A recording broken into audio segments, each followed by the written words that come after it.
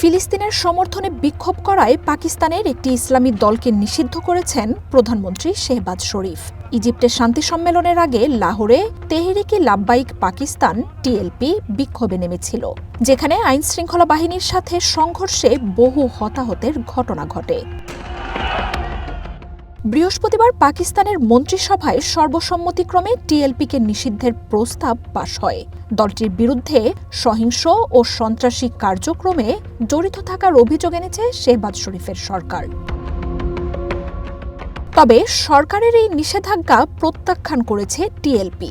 শেহবাজ শরীফ সরকারের পদক্ষেপকে অসাংবিধানিক, অবৈধ, একনায়কতান্ত্রিক বলে দাবি করেছেন দলটির সদস্যরা।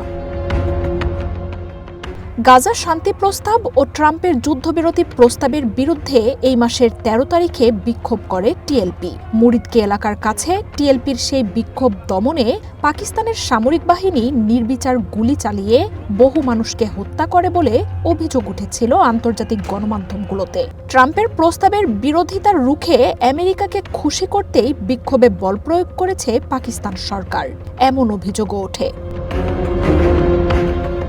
যদিও ইসলামাবাদের তরফ থেকে বিক্ষোভে ৫ জন নিহতের দাবি করা হয়।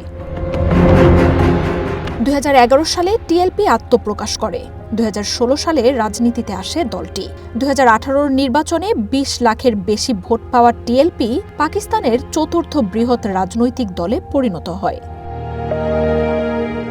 যুদ্ধের শুরু থেকেই টিএলপি গাজার সমর্থনে ইসরায়েলের বিরুদ্ধে বিক্ষোভ করছে। এছাড়াও ফ্রান্সে মহানবীর ব্যঙ্গাত্মক ছবির বিরুদ্ধেও বড় আন্দোলন করেছিল দলটি। ২০২১ সালে ইমরান খানের সময়েও সহিংস বিক্ষোভের জেরে টিএলপিকে নিষিদ্ধ করা হয়, যদিও ৬ মাস পর তা তুলে নেওয়া হয়েছিল। মার্জিয়া উপমা, ওয়ান ইন্টারন্যাশনাল ডেস্ক।